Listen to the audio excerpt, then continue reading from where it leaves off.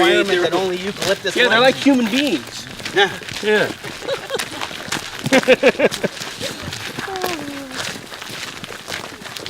There's different categories. There's the gilled mushrooms, and then the mushrooms that don't have gills.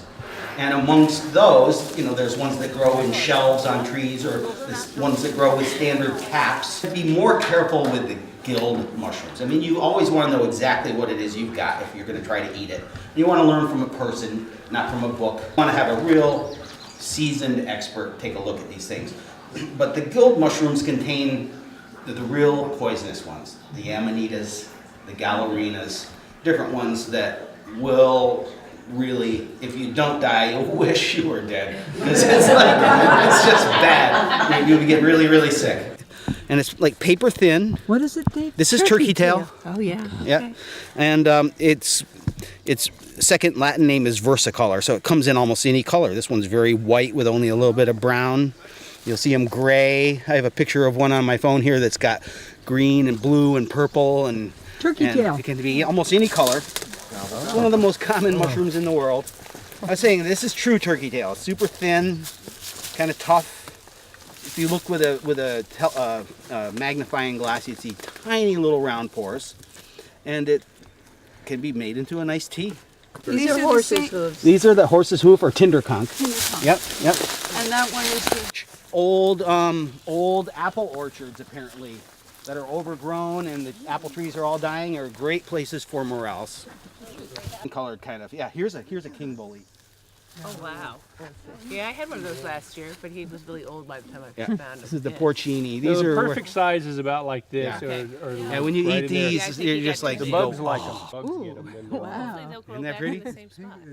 It's so red. on Yeah, top. this one's quite reddish And brown. this is edible? Huh. These are And choice. they like pines. Absolutely delicious. Sometimes. In Italian restaurants, they call them porcini. Oh, okay. Yeah, I king slice them bolete. about a 1/4 inch thick and saute them in butter.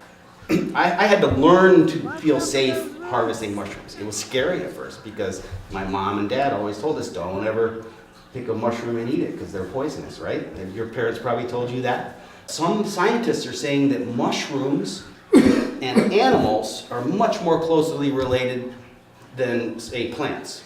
And there should be a super kingdom of fungi and animals because they are more related. Fungi have to find food and digest it, like rotting material, logs, leaves, or living trees, living plants. Some of them attack an insect and kill the insect, and then a mushroom grows out of the ant or whatever it was.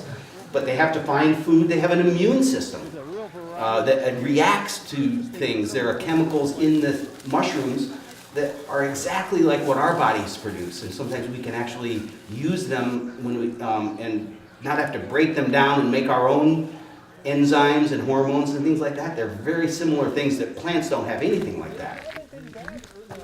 When I was a kid, I was going to programs at the Audubon Center in Sharon a lot, and I just got fascinated with mushrooms. I don't know why. Then it was many years later that I met somebody who harvested a giant puffball, and we ate it, and I was scared, but I realized that, yeah, eating wild mushrooms is fun, and I started learning about it from then.